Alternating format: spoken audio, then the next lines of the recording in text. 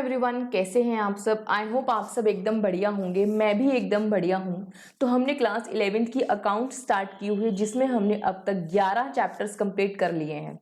तो हमने पिछले क्लासेस में इसका जो एक बीच का एक जो चैप्टर है, कॉमन चैप्टर, वो है GST.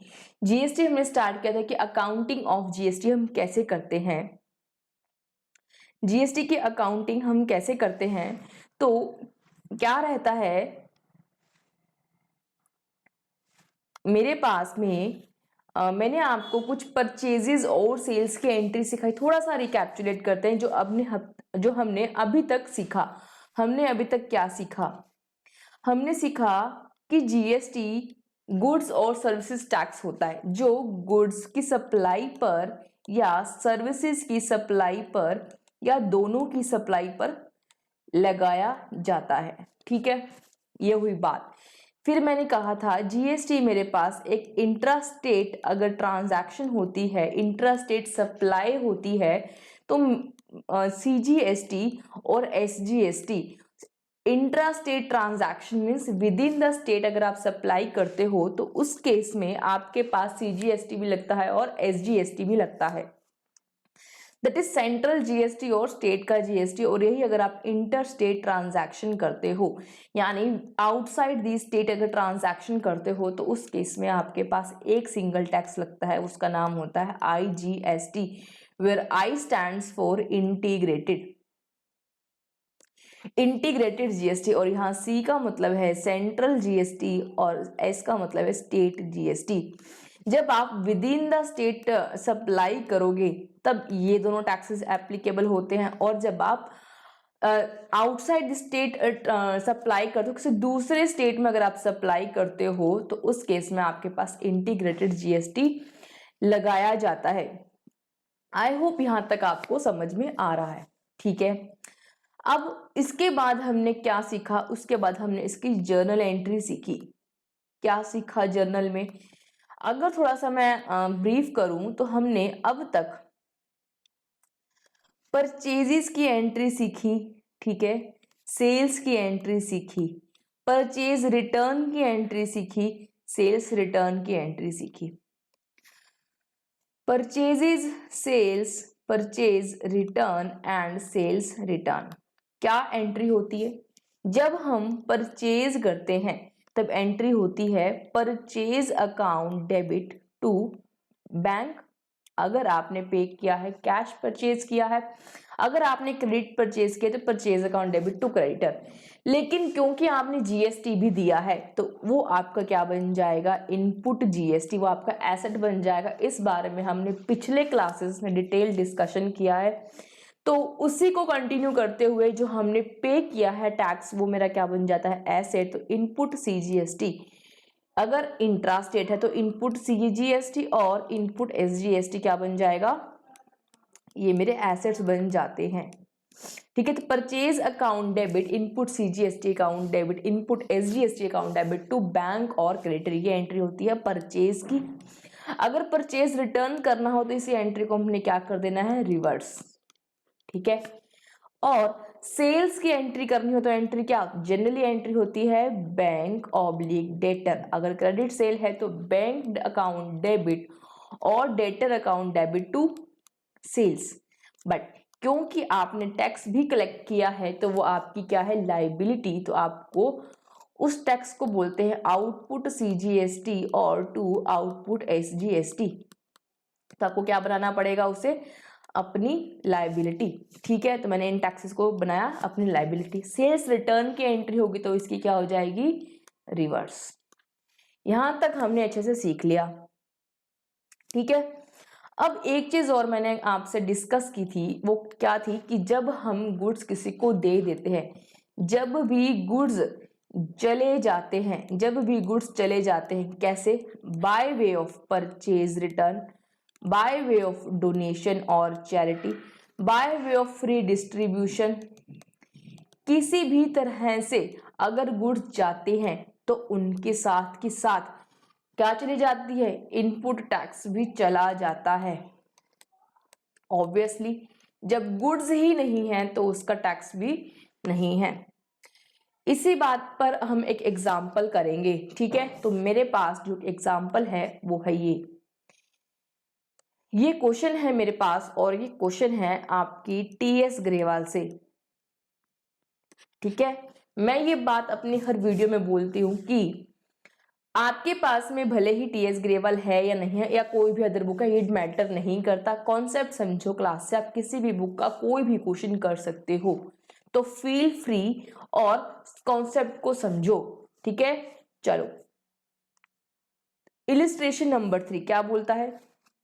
Pass the journal entries, pass journal entries for the following transactions in the books of Akhil. Akhil के बुक्स में एंट्री करनी है, जर्नल एंट्रीज करनी है, कर लेंगे। फर्स्ट पॉइंट क्या बोल रहा है? Goods costing 5000 were taken by the proprietor for personal use. Personal use के लिए गुड्स उसने लिए, ठीक है। These goods were purchased paying CGST and SGST 9% each. जब भी गुड्स आप बेचने के अलावा कभी भी गुड्स का कोई और यूज होगा, तो उसकी जो आपने टैक्सेस का एसेट जनरेट किया था उससे आपको क्या करना पड़ेगा? कम करना पड़ेगा। चलो, अगर मैं इसकी एंट्री पास करूं, जर्नल एंट्री, जर्नल एंट्रीज क्या होगी? नंबर 1, मैंने क्या किया है? Personal use. एंट्री क्या होती है जनरली? एंट्री क्या होती है? Drawings account debit to purchases. Entry होती है drawings account debit to purchases, ठीक है। तो मैं यही एंट्री करती, अगर GST की बात नहीं होती तो drawings account debit to purchases. But हुआ क्या? गुड्स, ये जो गुड्स गए हैं, यहाँ जो ये गुड्स गए, परचेजेस क्रेडिट हुई, तो इस केस में ये गुड्स बेचे नहीं। अगर जब बेचोगे नहीं तो साथ में इसकी जो आपने एसेट बनाया था परचेज करते समय, उसी को आपको क्या करना पड़ेगा?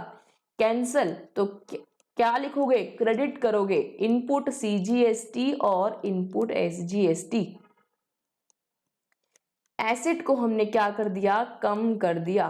टू इनपुट CGST और टू इनपुट SGST, ठीक है। परचेजेस कितने की थी? 5000 के गुड्स थे, 5000 के तो गुड्स गए, ठीक है। उसके ऊपर 9% CGST, ये हो गया मेरा 450 CGST और 450 SGST, यानी टोटल मेरी ड्राइंग्स हो गई 5900 रुपीज की,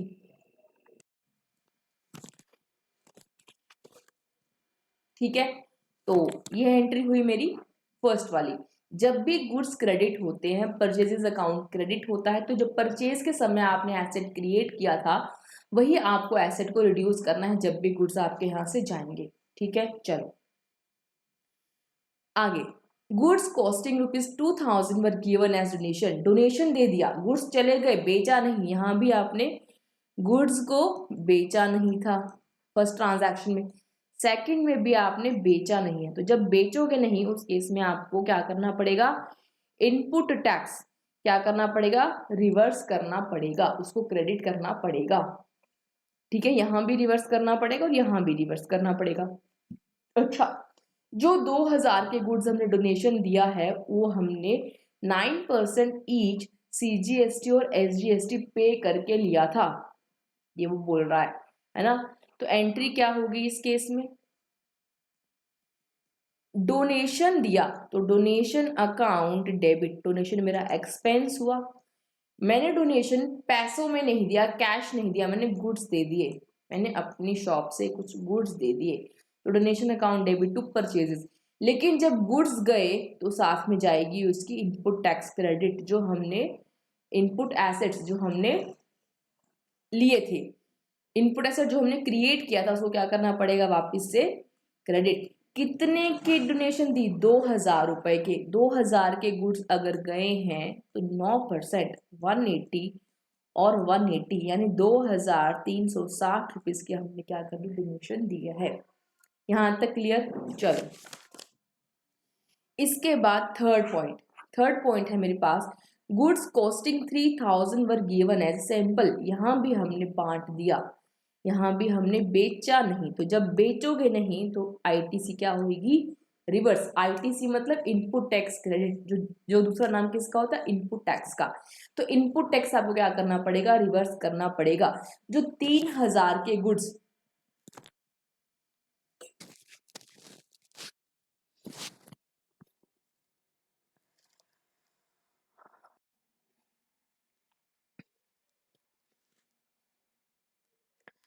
तो मैंने जो सैंपल दिया यहाँ पे, मैंने क्या किया, अपने गुड्स को सैंपल दिया एडवर्टाइजमेंट करने के लिए, फ्री में सैंपल दिया। तो वो कितने के दिए, 3000 के गुड्स मैंने क्या कर दिए, सैंपल बांट दिया। और वो जो, एक सेकेंड, वो जो 3000 के गुड्स मैंने दिए हैं वो मैंने 9% टैक्सेस पे करके लिए थे। तो मुझे एंट्री क्या डालनी पड़ेगी, मुझे एंट्री डालनी पड़ेगी, बताओ, ये है पॉइंट नंबर 3। तो अगर मैं एंट्री की बात करूं तो मेरी एंट्री क्या होगी, क्योंकि मैंने क्या की है, एडवर्टीजमेंट, तो एडवर्टीजमेंट हो गया मेरा खर्चा। एडवर्टीजमेंट का खर्चा अगर मैंने कैश या चेक से किया होता तो मैं लिख देती यहाँ पर बैंक या कैश, पर मैंने क्या किया, मैंने तो दे दिया गुड्स। तो जब भी गुड्स जाएंगे तो गुड्स का अकाउंट का नाम होता है परचेजेस, और जब भी परचेज क्रेडिट होती है साथ में क्रेडिट होता है उस पर पे किया हुआ टैक्स। तो input CGST account to input SGST account. ठीक है, कितने की एडवर्टीजमेंट थी, गुड्स जो दिए आपने कितने के दिए, वो दिए हैं आपने 3000 के। तो 3000 और 9%, 9% ईच जीएसटी, तो गुड्स गए हैं 3000 के, 9% हो गया मेरा 270 और 270, तो टोटल हो गया मेरा 3540। डन। चलो अब आ जाओ पॉइंट नंबर 4 पे। Goods costing ₹5000 were lost in fire. मैंने क्या किया, यहाँ भी गुड्स चले गए, यहाँ पर भी मैंने गुड्स को बेचा नहीं, आग लग गई, रीजन कुछ भी हो, गुड्स चले गए, तो मेरा तो लॉस हो गया।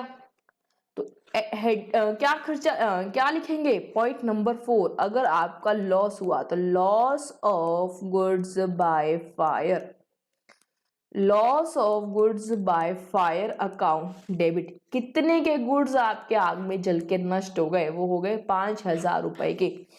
आपके 5000 रुपए के गुड्स जलकर नष्ट हो गए तो 5000 लिखते हैं हम यहाँ पर।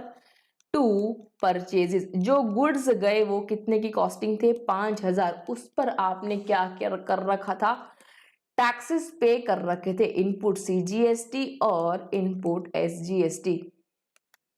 इनपुट सीजीएसटी और इनपुट एसजीएसटी कितने का, 99%, that is 450 and 450, total loss हुआ 5900।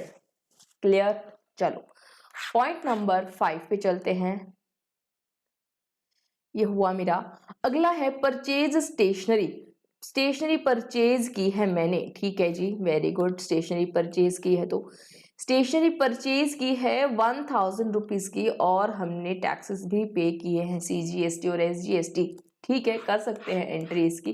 तो पॉइंट नंबर 5 में आप परचेज करते हो तो एंट्री क्या करते हो, stationery account debit to bank, यही एंट्री होती। पर आपने क्या किया, टैक्सेस पे किया, जो टैक्सेस का कंपोनेंट आपने पे किया 1000 पर आपने 9% का टैक्सेस पे किया।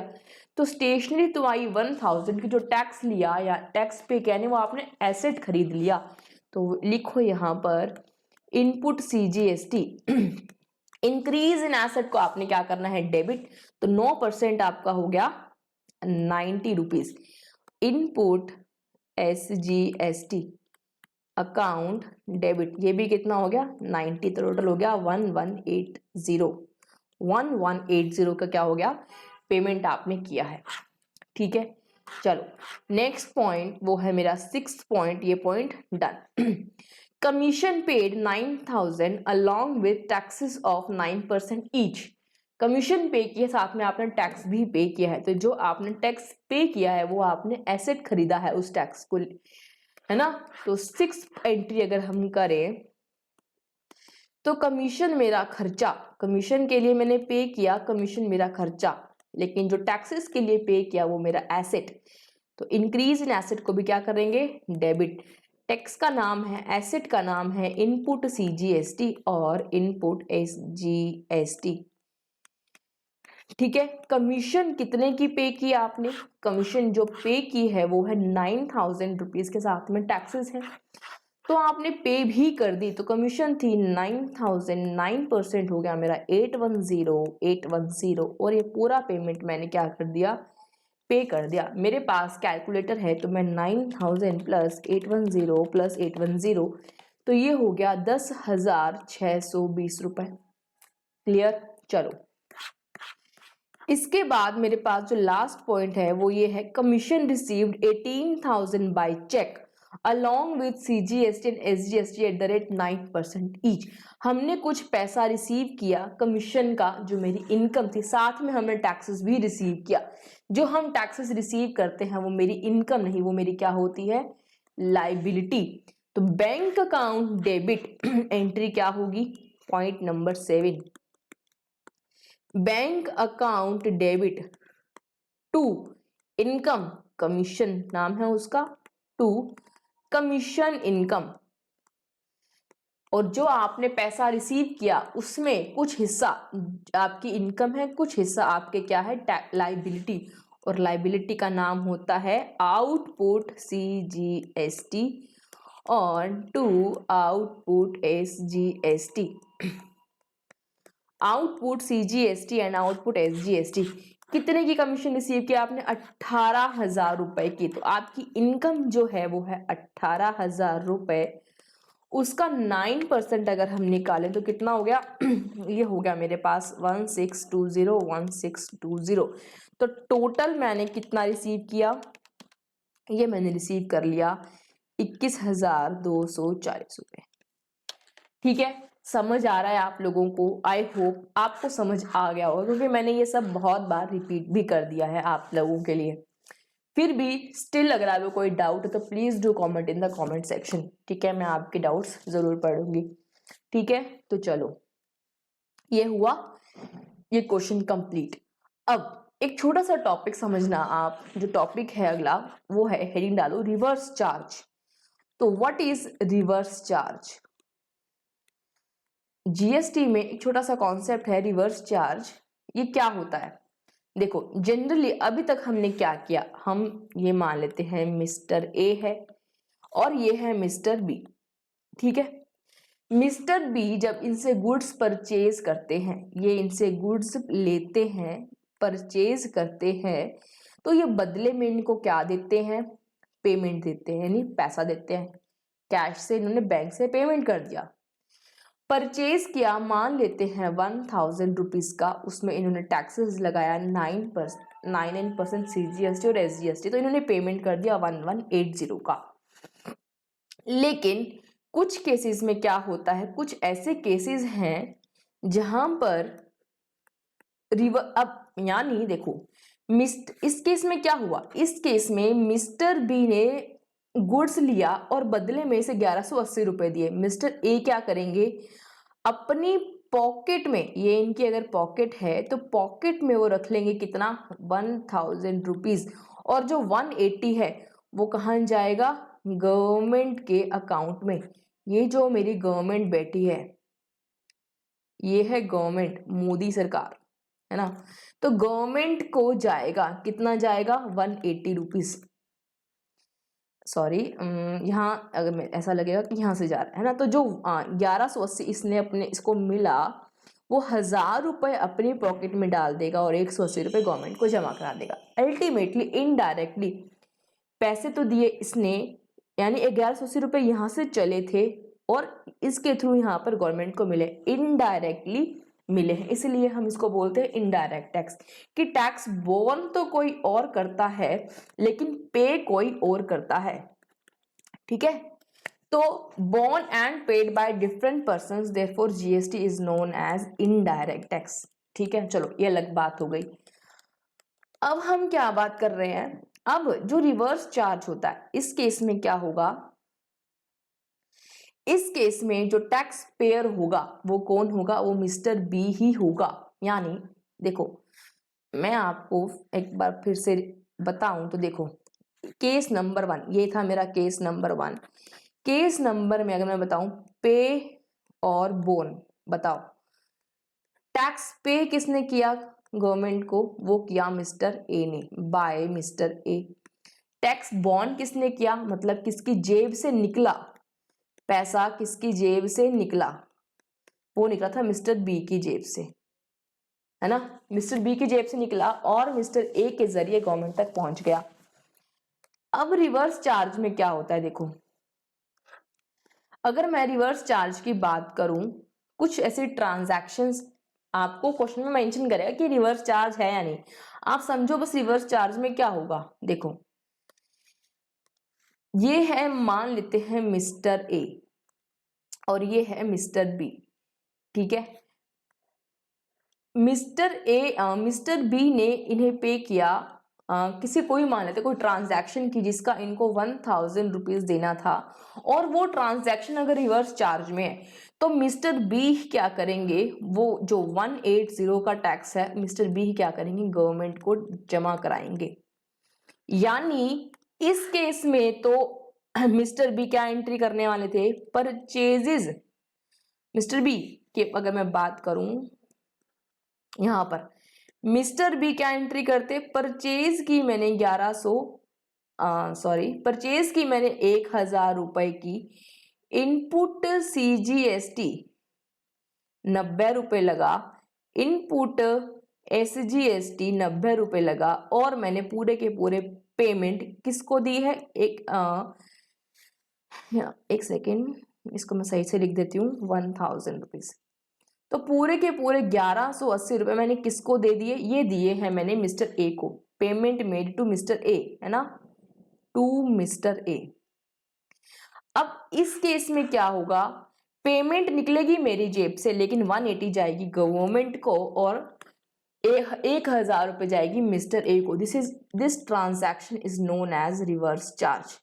रिवर्स चार्ज मतलब जहां अब तक आप पूरे 1180 मिस्टर ए को दे रहे थे और मिस्टर ए 1180 रिसीव कर रहे थे और वो 180 जमा करा रहे थे गवर्नमेंट को। अब इस केस में ऐसा नहीं है, ये इस केस में नहीं होगा। रिवर्स चार्ज में मिस्टर बी खुद अपना टैक्स जमा कराएंगे, ठीक है। तो मिस्टर बी क्या एंट्री डालेंगे, मिस्टर बी डालेंगे कोई, मान लेते कोई एक्सपेंस उसने पे किया, तो एक्सपेंस टू मिस्टर ए, या अगर उन्होंने पे कर दिया तो expense to bank, expense debit 1000 to bank, ठीक है 1000, ठीक है, expense account debit to bank 1000, और जो जीएसटी जमा कराएंगे input CGST, input SGST to bank 90, 90, 180। तो ये मिस्टर बी बैंक को दे रहे हैं, ये पेमेंट किसको मिली, ए को, और ये पेमेंट मिली गवर्नमेंट को। समझे, नहीं समझे या समझ गए, कमेंट सेक्शन में बताएं आप समझे या नहीं समझे, ठीक है। फिर भी अगेन आई एम रिपीटिंग, अगर नॉर्मल ट्रांजैक्शन है तो पर्सन जो टैक्स पे करता है वो विद टैक्स सामने वाले को अमाउंट पे कर देता है और वो अमाउंट जो टैक्स का कॉम्पोनेंट है वो जमा कराता है ना, रिसिपिएंट जमा कराता है, मनी का जो रिसिपिएंट है वही जमा कराता है। लेकिन यहाँ पर आप खुद क्या करने वाले हो, जमा कराने वाले हो, ठीक है। जो एक्सपेंस बियर कर रहा है, पे कर रहा है, वही टैक्स अलग से जमा करा रहा है, ठीक है।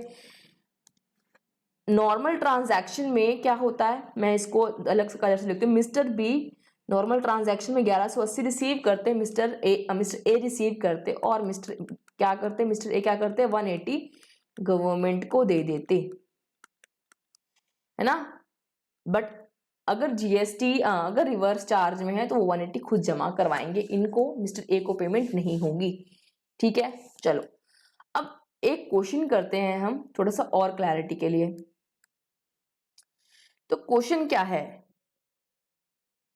तो मेरे पास ये है क्वेश्चन एक छोटा सा, illustration number 4 again TS Grewal का क्वेश्चन है, ठीक है। बुक है तो वेल एंड गुड, नहीं है तो कॉन्सेप्ट समझ लो, कोई भी क्वेश्चन आप इजीली कर पाओ।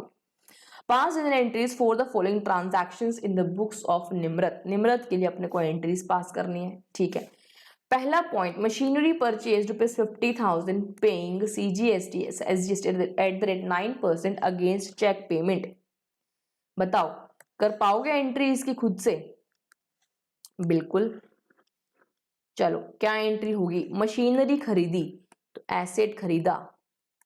जब भी आप पे कर रहे हो मशीन के लिए, पे कर रहे हो या करोगे, पे तो करना ही है, आज नहीं तो कल, यानी कैश ट्रांजैक्शन है या क्रेडिट ट्रांजैक्शन है, पेमेंट तो होगा ही होगा। तो जो अगर पे आप जब भी पे करोगे या कर रहे हो तो आप साथ में जो टैक्स का कंपोनेंट पे कर रहे हो वो आपका एसेट बन जाएगा। Input CGST account debit, input SGST, जो आप टैक्सेस पे करोगे वो आपका एसेट बन जाएगा। अच्छा, क्या मशीनरी चेक से पेमेंट? हाँ, चेक से हुई है तो मशीनरी टू बैंक। कितने की मशीनरी है भाई? मशीनरी है 50,000 रुपए की और 9% टैक्स, तो मशीनरी है 50,000 रुपए की। 9% कितना हो गया मेरे पास? 4500 और 4500, तो 59,000 की मैंने टोटल पेमेंट की। यानी 59,000 मैंने दिए, जिसमें से 50,000 तो मैंने दिए हैं मशीन के, और दो अलग से जो चीजें के मैंने 4500 दिए वो मैंने टैक्सेस के दिए हैं, जो कि मेरा एसेट है। क्लियर? चलो दूसरा नरेशन आप खुद लिख लीजिएगा, ठीक है। चलो second point, rent paid by cheque for business premises. आपने अपनी बिजनेस प्रीमाइसिस का रेंट पे किया है 10,000 रुपीज का, प्लस टैक्सेस पे किए हैं 9%। तो जब भी आप पे करोगे, टैक्स पे करोगे, तो वो आपके क्या बन जाएंगे? एसेट। चलो रेंट पे किया तो रेंट अकाउंट डेबिट खर्चा है। एसेट खरीदा, एसेट है तो उसका नाम है इनपुट CGST अकाउंट डेबिट। एक और एसेट खरीदा, उसका नाम है input SGST account debit. Payment हो गई या होनी है? हो गई, टू बैंक। रेंट कितना पे किया? 10,000, 9% GST, तो 10,000 9% हो गया मेरे पास 900 रुपए, टोटल हो गया मेरे पास 11,800 रुपए। क्लियर? चलो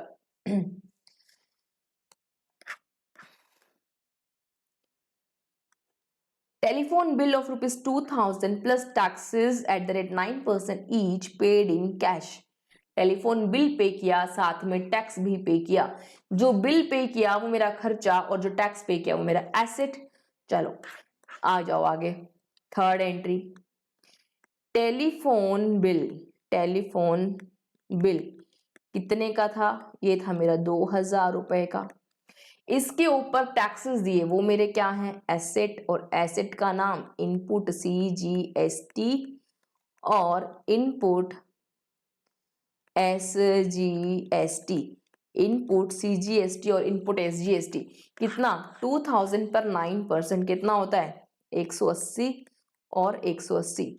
पेमेंट कर दी या करनी है? कर दी। कैसे कर दी? कैश से, तो टू कैश कितना? 360, तो 2,360 रुपए। क्लियर? चलो ये हो गई बात। आगे चलो, sold an old machine as scrap. एक कोई ओल्ड मशीन थी जो मैंने बेच दी, स्क्रैप मतलब कबाड़ में, कबाड़ में बेच दी। In cash for ₹5,000, book value भी यही थी, मैंने 5,000 में बेच दी, GST लगाकर बेच दी। मैंने बेचा और टैक्स कलेक्ट किया। 5,000 में बेच दी, 5,000 की बुक्स में मशीन थी, 5,000 की ही बेच दी और टैक्स के साथ टैक्स लगा के बेच दिया। तो जो टैक्स मैंने कलेक्ट किया 5,000 पे, मैंने 9% यानी 450 रुपए मैंने CGST कलेक्ट किया और 450 रुपए मैंने SGST जो कलेक्ट किया, वो टैक्स, और जो टैक्स किया वो मेरा तो है नहीं, वो क्या है? गवर्नमेंट का। जो आप टैक्स कलेक्ट करोगे वो आपकी क्या हो जाती है? लाइबिलिटी।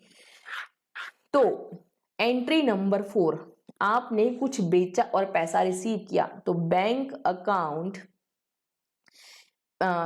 अकाउंट, एक सेकेंड, बैंक से है ना, ढंग से लिख लो। क्या बोल रहा है, sold an old machine as scrap in cash, cash बेचा है, चलो ठीक है। तो कैश आया, कैश आया, कैश अकाउंट डेबिट, ठीक है। क्या गया, मशीन चली गई, तो credit what goes out, machinery चली गई।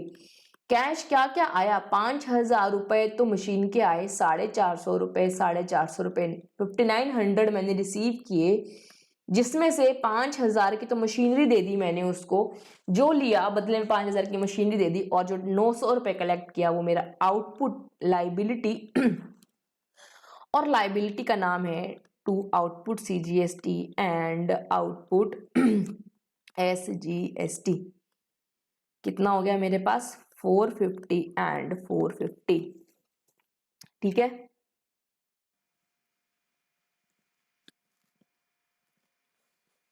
तो ये ठीक है, हो गया। चलो अब इसके बाद फिफ्थ पॉइंट ये हो गया, फोर्थ पॉइंट डन।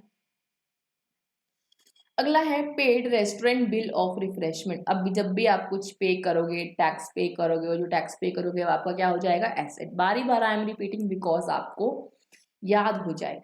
तो मैंने कुछ पे किया, टैक्स पे किया, वो मेरा एसेट, ठीक है। चलो आगे, paid restaurant bill of refreshment for customers. मैंने रिफ्रेशमेंट, अपने कस्टमर्स को रिफ्रेशमेंट कराया, 5,000 रुपए का मैंने क्या किया, रिफ्रेशमेंट का बिल पे किया, साथ के साथ उसमें टैक्सेस दिए थे मैंने, each in cash, and input credit not allowed. इसका आपको क्रेडिट नहीं मिलेगा। अभी मैंने आपको बोला टैक्स पे करोगे तो आप क्या लोगे, कुछ टैक्स पे करोगे उसका आपको एसेट बन जाएगा, लेकिन जहां क्रेडिट नहीं मिलता, आपने इस केस में क्या पे किया, 5,000 रुपए का तो बिल आपने एक तरह से रिफ्रेशमेंट का एक्सपेंस किया, बिल था, और उसमें 450 प्लस 450 टैक्सेस लगे थे, तो आपने टोटल बिल पे किया 5900 का। बट आगे लिखा है कि इस बिल का आपको इनपुट क्रेडिट नहीं मिलेगा। व्हाट डज इट मीन, आप इनपुट टैक्स नहीं बनाओगे, सिंपली ये आपके इनपुट टैक्स नहीं बनेंगे, आपका पूरा का पूरा खर्चा मान लिया जाएगा 5900 का, ठीक है। चलो पॉइंट नंबर 5, तो मैं क्या एंट्री डाल दूं, refreshment expenses account debit. Question में साफ साफ लिखा है कि आप इनपुट टैक्स मत बना लेना, इनपुट टैक्स नहीं मिलेगा। मैंने फिर भी अगर बनाया तो क्या होगा, नंबर कट जाएगा। इनपुट CGST और इनपुट SGST, अगर मुझे क्रेडिट मिलता तो एंट्री ये हो जाती है ना, पेमेंट मैंने कैसे की है, कैश से, चलो हाँ कैश से की है, तो अगर मैंने इसका क्रेडिट मिलता तो ये एंट्री हो जाती, बट क्योंकि क्रेडिट नहीं मिलेगा तो ये नहीं आएंगे, एसेट नहीं बनेंगे। क्रेडिट ना बनने का मतलब एसेट नहीं बनेंगे। तो आपके पास क्या ऑप्शन है कि जो टैक्स पे किया वो मेरा मेरा पूरा का पूरा क्या बन गया, एक्सपेंस। क्लियर, चलो आओ आगे। Paid salaries to staff for the month 50,000 by cheque. आपने अपने स्टाफ को सैलरी पे किया है 50,000 का, GST एग्जेम्प्ट, एग्जेम्प्ट का मतलब छूट, सैलरी पर GST की छूट है, तो आप क्या करोगे, GST नहीं लगाओगे, सिंपल, GST के दायरे से बाहर है वो सैलरी, तो आप एंट्री क्या करोगे, सैलरीज टू बैंक। बहुत दिनों बाद एक अच्छी एंट्री आई है ना। तो 6th पॉइंट, जहां पर आपको GST लगता ही नहीं, तो salaries account debit to bank, कितना कर दोगे आप, 50,000 रुपए। GST के दायरे से बाहर है तो GST नहीं लगा। चलो आ जाओ आगे। पॉइंट नंबर मेरा आ गया 7, पेड फी टू लॉयर 9,000। मैंने लॉयर को फीस पे की है 9,000 रुपीज की, टैक्सेस है 9% ईच, और लेविड अंडर रिवर्स चार्ज। अब रिवर्स चार्ज का मतलब क्या हुआ, 9,000 मैंने लॉयर को देने हैं, तो टैक्सेस भी मैंने ही जमा कराने हैं, विद टैक्स लॉयर का पेमेंट नहीं करना, एज सिंपल एज दैट। चलो तो 9,000 की पेमेंट लॉयर को अलग से होगी, टैक्स की पेमेंट अलग से होगी, सिंपल। तो 7th पॉइंट में मुझे 2 एंट्री डालनी पड़ेगी। लॉयर की फी पे की तो एंट्री क्या हो जाएगी, प्रोफेशनल फी पे की मैंने, प्रोफेशनल फी या लॉयर फी कुछ भी लिखो।